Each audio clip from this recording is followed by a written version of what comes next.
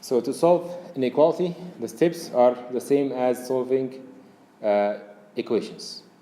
So we still need to bring x in one side and the numbers on the other side.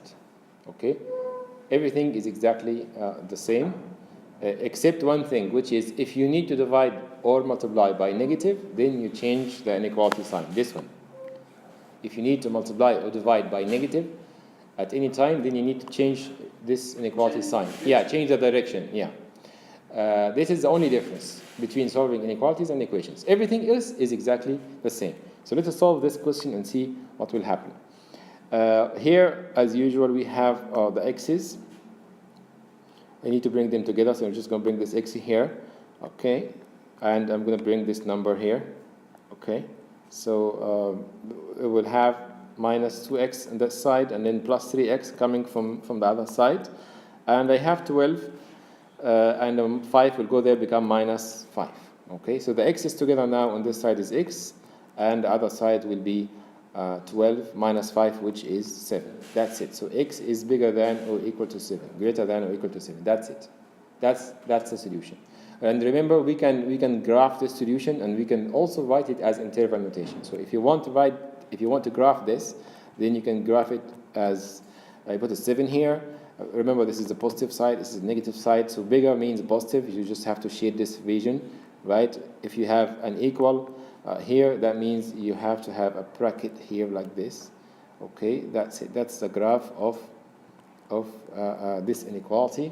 If you want to write it as interval notation, you can also do the same thing, which means you have from minus 7 to infinity, right? And always the infinity is parentheses, and here you have bracket because minus 7 is part of the answer. It's included because of the equal. Okay? I think I made a mistake. This is plus 7, isn't it?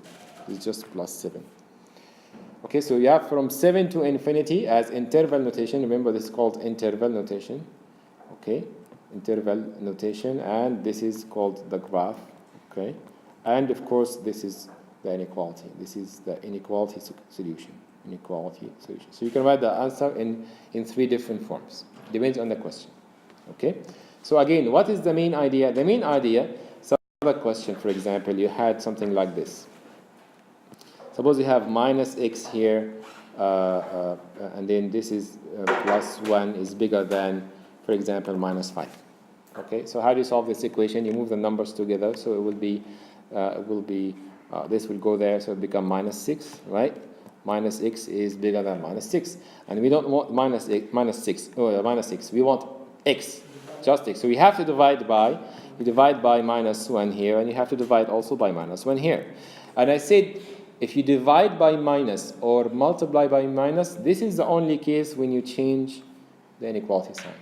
Only if you multiply or divide as a step in the solution.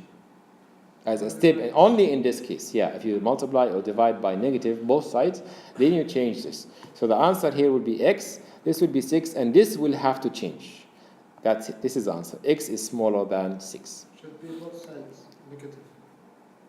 No, I don't care what was this side, positive or negative. All what I care about is that I needed to divide by negative, and I needed to divide by negative both sides because I cannot change one side and leave the other.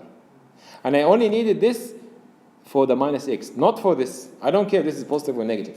I only needed to do this because of the minus x. So even if this is plus x, plus 6, this will change also, so become minus 6 here. Okay, and this still has to change because it changed because of the division. Okay, so just suppose I just make a small quick change in the problem just to make sure that people don't misunderstand. If this was plus, then this will become plus 4, and if it becomes plus 4, I still have to divide by minus because of the negative x. When you divide plus 4 by minus, it will become minus 4. Okay, so if this is plus 4 here, okay, then this will become minus 4 here, just to make sure that you don't misunderstand the purpose. Okay, why I have changed this inequality sign from this to this? Because I divided by minus 1. Can we divide only to one side? You cannot divide one side. Remember, in equation or inequalities, you have to keep the balance. So whatever you do in one side, you must do exactly the same on the other side. You must do exactly the same on the other side. Otherwise, you're not really solving. You're just replacing it with another one. Okay, so that's the only difference between... So why this happen? Why when we divide by minus or multiply by minus, we have to do this? So under this happen, we can see this simple example. Think about 2 and 3. Who's bigger? 3. So we should divide it like this, right? The big side should be here, and the small side of the inequality like this, right? Type. If you multiply both sides by minus, suppose you multiply everything by minus. This become minus 2, this become minus 3. Now who's bigger? Minus 2. Minus 2 is bigger now, so you have to write it like this. See, when you multiply it by minus, the inequality sign change. Instead of the small on the left, become the big on the left. That's why this change, it became like this. That's just something natural, common sense. If you multiply by negative, inequality sign must change. Also, if you divide by negative. And when do you need to multiply, divide? It depends on the question. If you have minus x on one side, you don't want to have minus x. If you have minus 4x, you don't want to have minus 4x. You have to divide by minus 4, right? So that's naturally happen if you multiply or divide by negative in the middle of a solution of any of these inequalities.